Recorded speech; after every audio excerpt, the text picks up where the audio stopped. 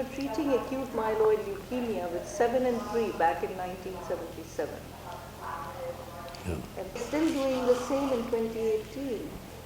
What is the best way forward to change it by 2028? Yeah. I would. I'm not prophetic by any means. I'll just give you my instincts and feeling.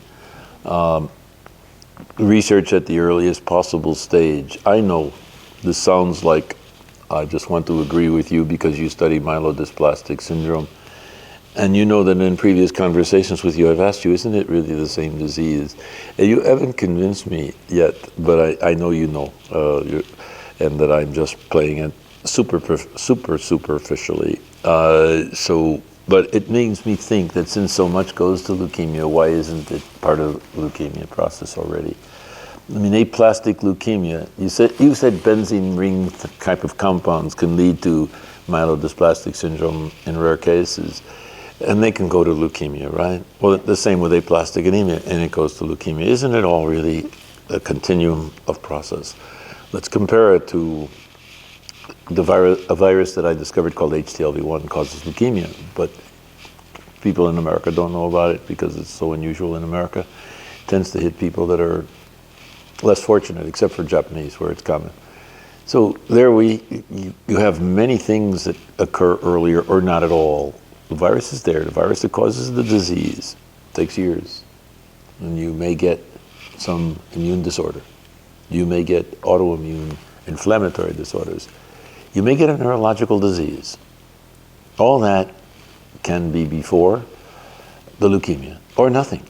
And the leukemia can occur earlier than some of those things. So, but if you say what's most common would be that you have immune disorder, where you get increased infections a little bit here and there, and then leukemia develops. Well, if you called that early part, instead of myelodysplastic syndrome, you gave it another name and you're studying it. I know, Azra, that your interest is early. And that's obviously extremely reasonable, and that's what you'd like to do early. But early may be, with the syndrome, may already be late.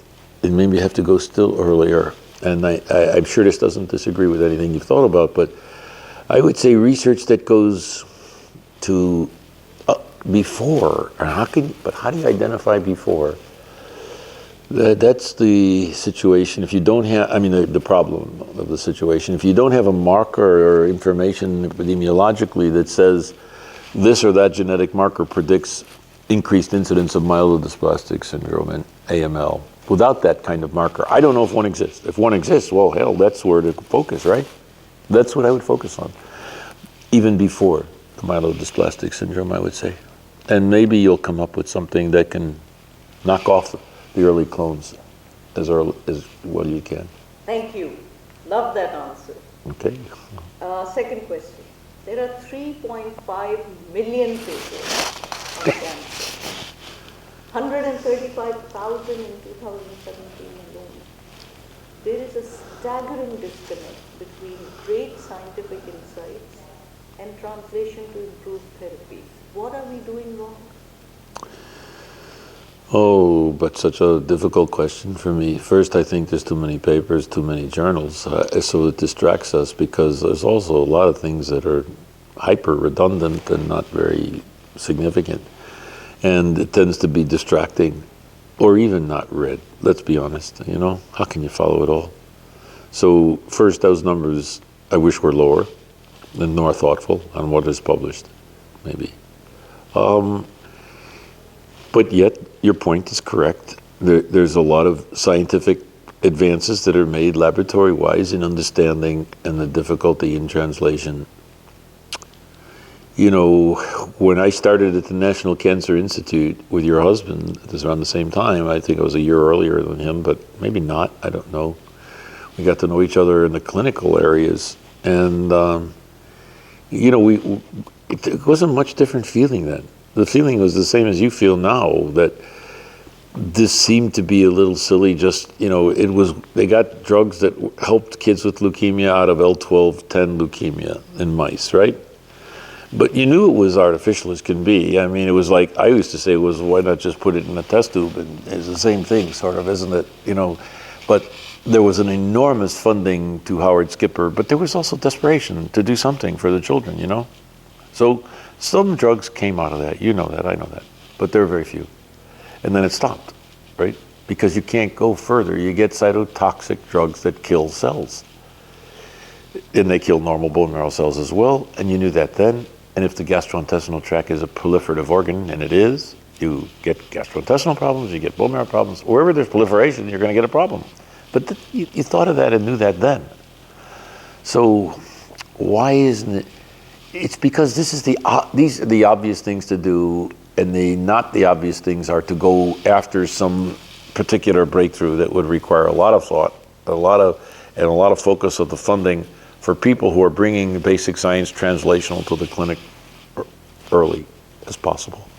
I suppose that creates all kinds of dilemmas, FDA dilemmas, NIH dilemmas of what to fund. And I don't have a clear-cut answer for you. I really must say I don't know. You know, they know a sure bet that they can get drugs out of the out of the train they're on, right? Drugs will come out of it. So drugs will be tested. Your point, I know, is from your lecture at our institute, cannot be denied that that hasn't led very far in the recent decades with all the great science advances. So yes, I would agree that there needs to be thought, and you're right that some people hold the cards, and I don't want to say that anybody is doing anything purposefully at fault to, you know, hinder something else. It's just the way that it is. And rocking the boat may be a good thing to make people rethink about what these priorities should be. But I don't have a definitive answer for you, Azra.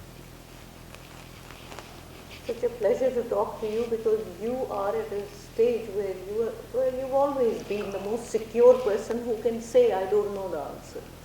Which is very rare. I hope so. But what did Socrates say, right? I mean, we can't forget that. I mean, he did say he knew he was the smartest guy in town because he knew he didn't know anything. Well, you know, that's... But you were like this when you were 28, Harvey told me. Okay. Well, I don't think Harvey was much different. He was worse than me, or better, whatever you want to call it, in certainly saying what he thought was on his mind and what was directly what he thought was the truth. Yeah. My third question is that the fact that children respond to the same treatment better than adults seems to suggest that the biology of the cancer is different in the two, but it also means the host is different, of course. And since cancer is associated with older age, even having good therapy may not matter because the host is decrepit. Your solution? Undo the decrepit host. Make him crepit. It's a point, but the disease may also be different to a degree that maybe you're underestimating. I don't know for sure. But the fundamental nature of the disease, I mean, a child who gets glioblastoma is not going to do well. I don't care what you say. The adult won't do well. Their growth is going to do equally poorly. So it depends on the cancer. But if you're talking about your experience with, for example, myeloid leukemias or acute leukemias, sure. It's obvious that in many respects, children can take things better. But sometimes the young do worse. Think of the great influenza epidemic that killed the healthy the quickest because their over-responsive immune system filled their lungs with macrophage and other things. So we believe now. So it's not always the case. Sometimes it's better being older. But in cancer, of course, you're right. We don't do as well. We can't handle the metabolism of the drugs as well. And it's much harder to have that window of safety. I would imagine for sure, and I know there's abundant evidence for that. So, what to do? Either you decide to treat less, so you don't produce so many toxic side effects, and not be as heroic as a person is very much older. Or you have to think, we have to develop very new thoughts for the older people. And I know what you want, and of course it's the ideal. You want prevention or to hit very early. I know that from your lecture. There's nobody on earth that's going to argue against that. Nobody can. So, can I expand from that? We can go to things that we already know the cause of. You can say cervical cancer, the papillomavirus strains of 16, 18, 11, whatever. And we have a vaccine yet. Certain things increased in the last few decades. Papillomavirus also can cause, I don't know what percent, they say it's about a third or a half of the oral and nasal area cancers. And what is it from? Papillomavirus. And how does it occur? It's sexual. So what are the lessons? The vaccine. What are the lessons? Maybe you can't change Mother Nature's laws so fast and so tremendously. So that's preventable. Those are preventable cancers. And I don't know how good a job we're doing with these preventable cancers. Hepatitis can cause liver cancer. Hepatitis C virus and B cause liver cancer. You have a way to protect against both. There's a vaccine for hepatitis B, and there's cures for hepatitis C. It's money. It's implementation science that would prevent those cancers. I'm going to give you the worst example. I'm going to refer again selfishly to HTLV1, a virus I discovered, the first human retrovirus, the only leukemia virus. Most people don't even know it exists. Okay, so this year has been a year of HTLV1. Why? In a certain respect. Because it came alive after a long time. You may not be aware of it, probably not. But it happened in Australia at a meeting. And from there on, a lot of attention has been given to it, and I'll give you the reasons. HTLV1 doesn't cause many problems in Europe and in the United States, but it's prevalent in black population. Not high, but about, I don't know exactly, probably about 1% of American blacks carry it. Highly oncogenic. I don't know if we know of anything more oncogenic, 5%. But if you get infected at birth, which is often the way people get infected, infant, mother's milk, 25%. You know anything better than that? I don't.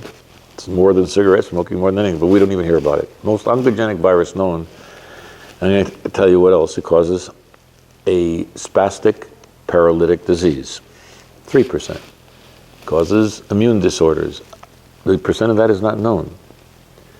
There are very closely related subtypes. Subtype C in Australia among Aboriginals, 46% of the Aboriginals are infected and die of immune disorders with bronchiectasis as the leading cause.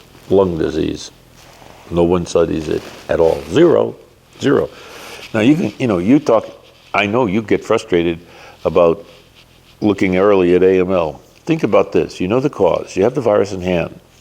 The most definitive data of the cause of any human cancer is probably HTLV1 and leukemia. Why? It's the kind of virus that was looked for in leukemia. You add it to T cells in a lab, and you can make the cells grow forever, immortal. It whacks the hell out of DNA. One of its gene products called TAX does.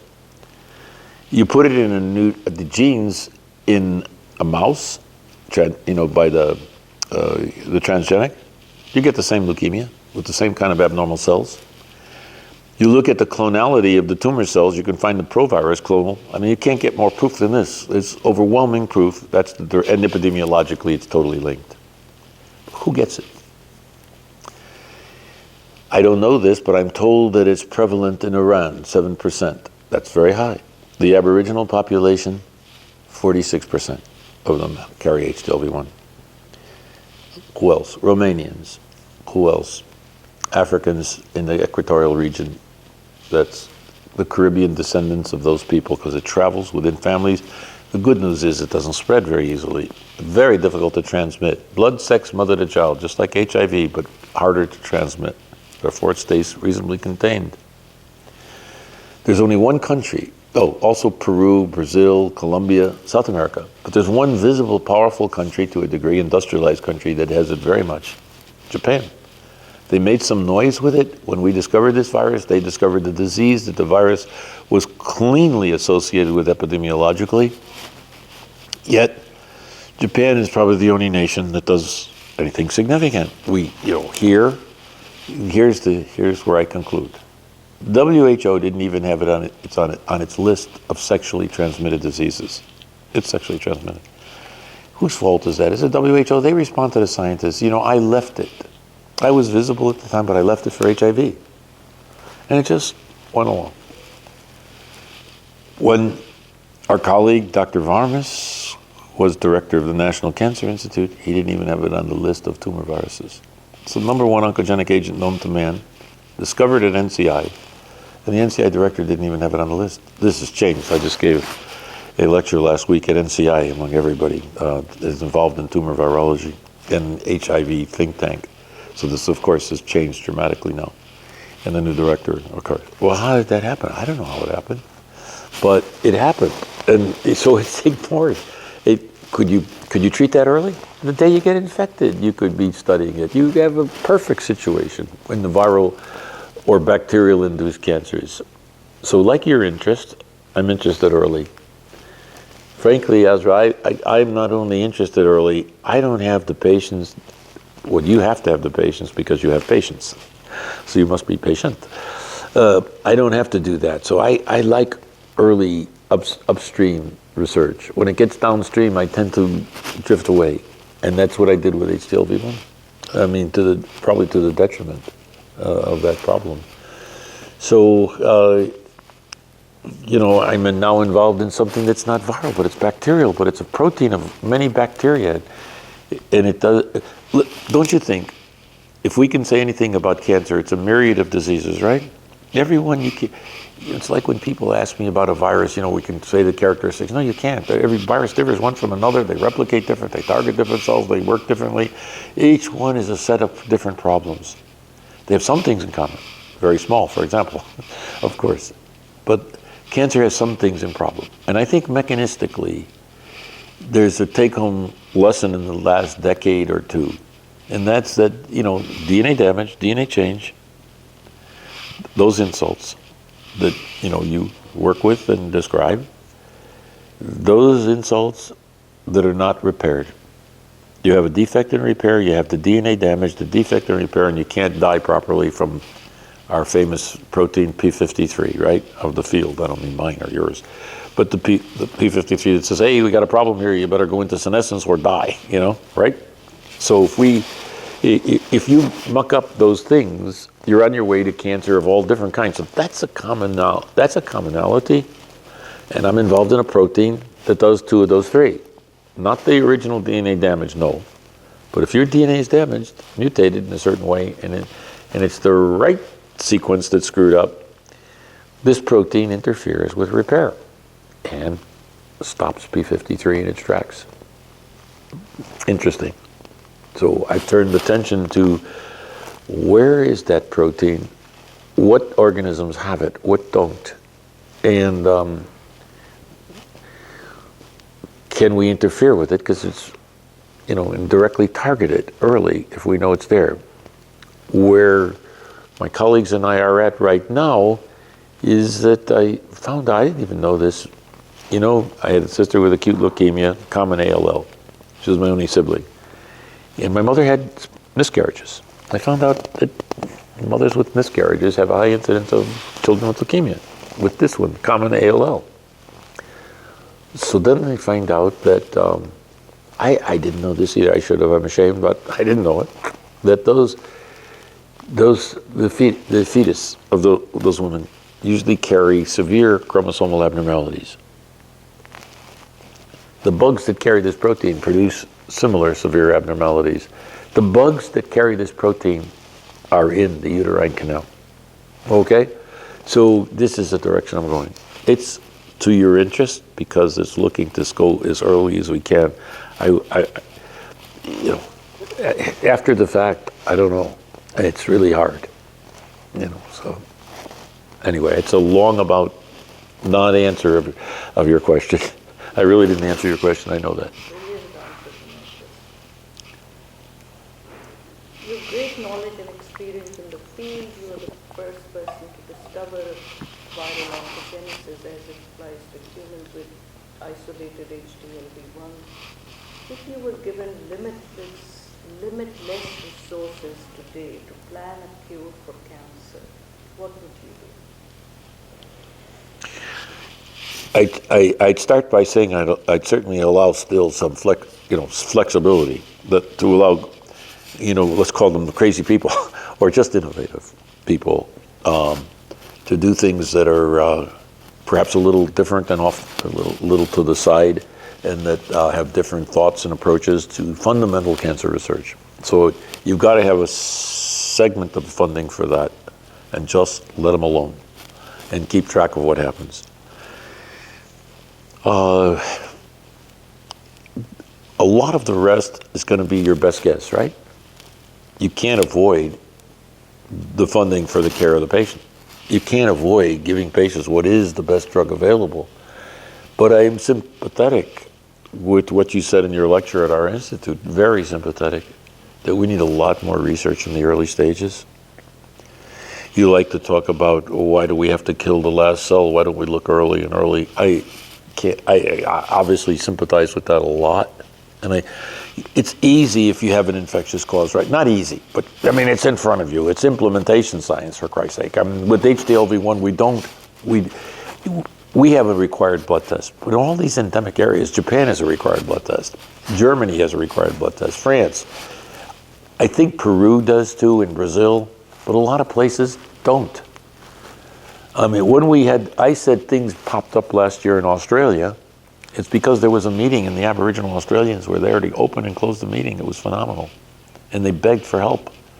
And we're going, these people, they're probably not even being blood tested. They weren't. They're isolated in that area. So Australia, after that meeting, there was a lot of publicity, putting significant money into HDLV1 now, particularly testing for these people. So the other thing is education.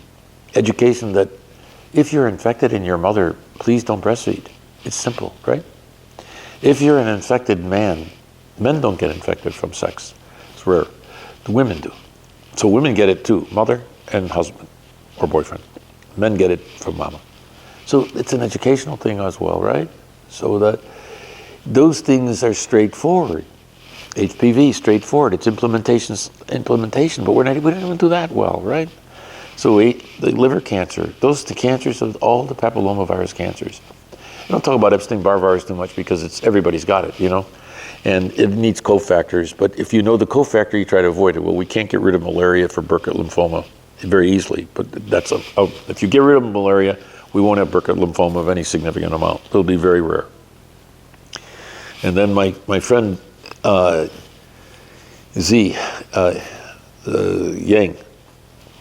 in China discovered that EBV can also cause tumors of the nasopharynx by epithelial targeting, but only, I think it's southern Canton area where they eat a certain seaweed. You take the seaweed away and they don't get it. So that's preventive medicine, they do that. And the first example I know of that was in cats. It was Bill Jarrett who discovered cat leukemia virus, a veterinarian in Glasgow, who died now.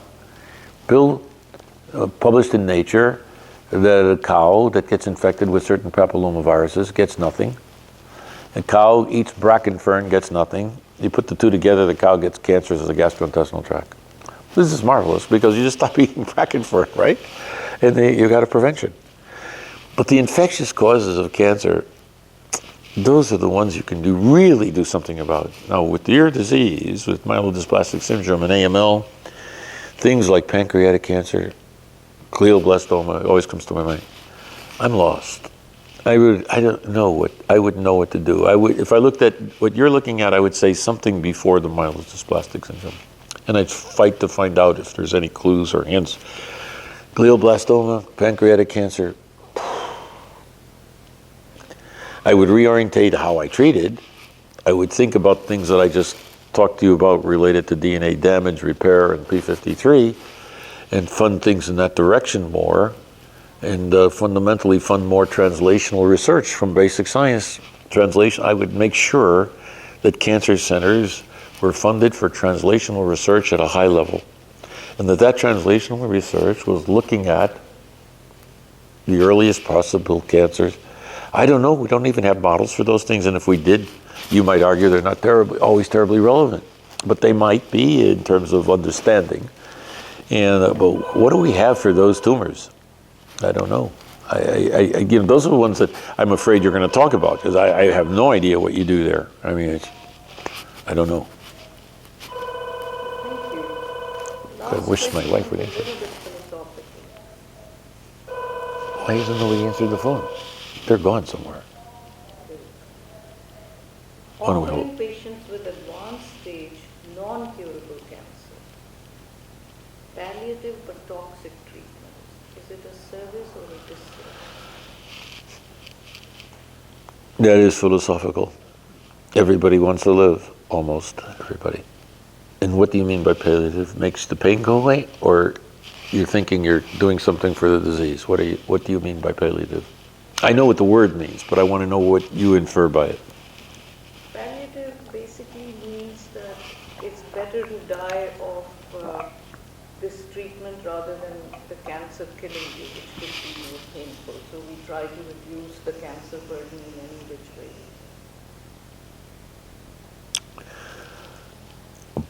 I would say this is extremely an individual thing.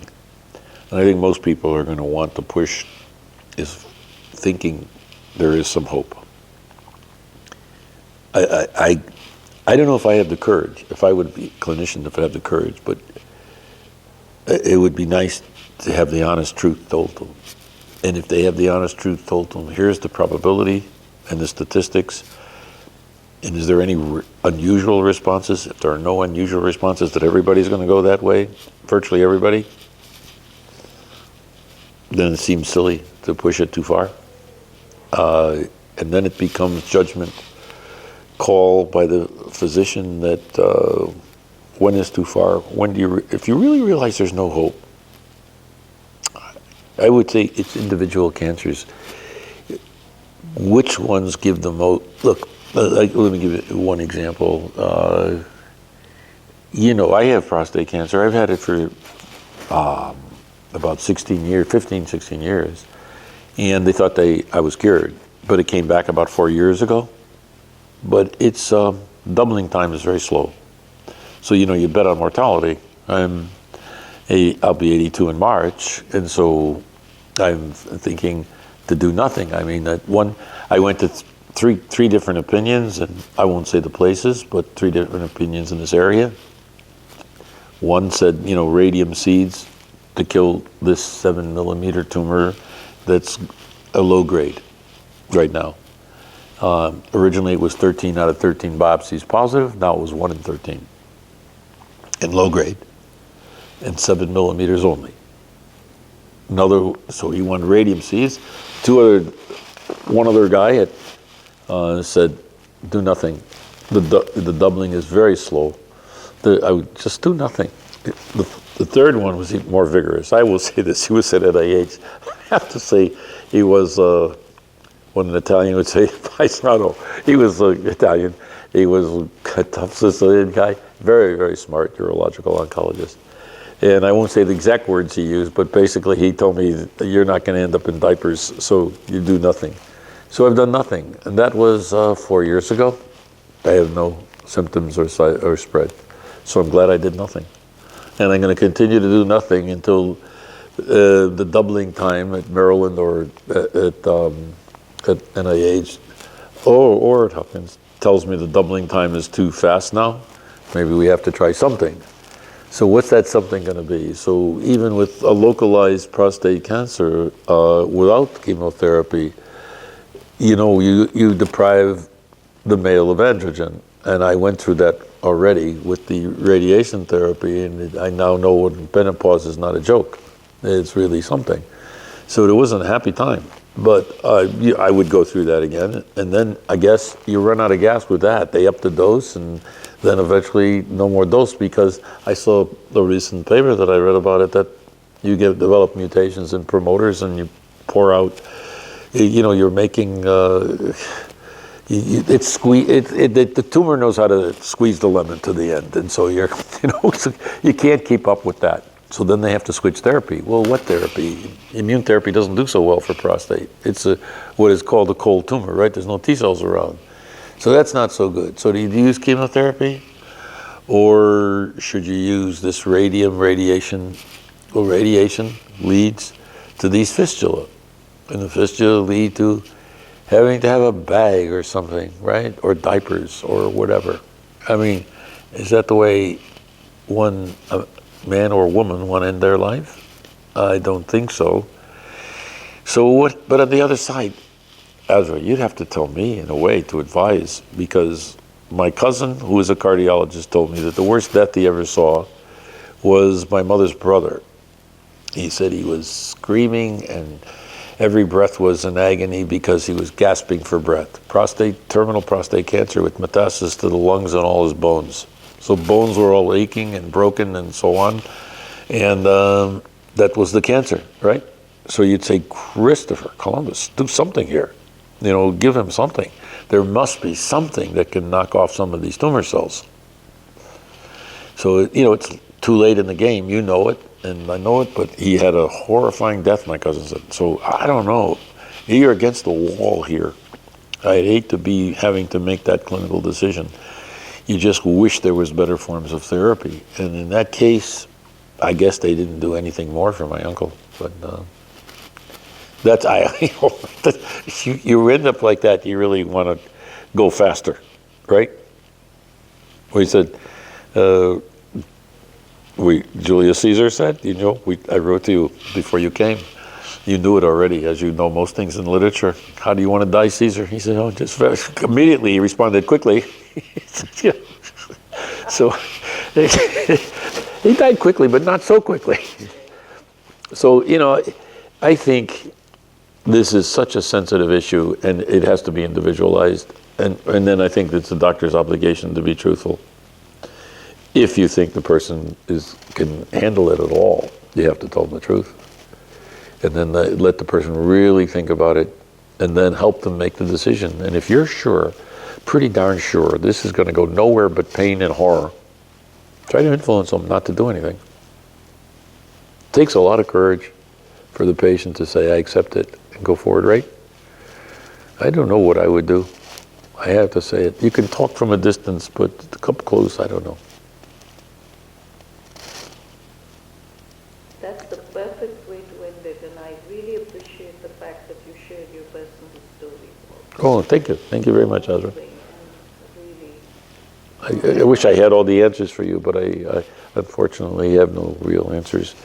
I mean, surely your arguments for prevention are not beatable. I mean, what can you say? If we can get research that will lead to prevention, if we can implement the prevention that we have already the research for, it would be nice. I can see all kinds of people getting all these diseases where you say, well, you know, we could stop this, we could stop that, but it's not. You know, it's a little like HIV, when the therapy, you know, when you could do this and you can do this and you can do this, and now we've got the problem in Baltimore, well, the country rather, of the opioid epidemic, and all the advances, much of the advances we've made in the African American community in Baltimore, for example, are destroyed by this. And as you say, oh, geez. So it's implementation science too. And it was not something I paid much attention to growing up in research. Yeah, we were selfishly to what we were doing. That's what we wanted to see funded. But these guys really need help too, and the implementation science, it's really important. Yeah. absolutely an honor to be here. And Oh, okay, come. Thank you so much. Let's go have a good dinner now. Okay. I think.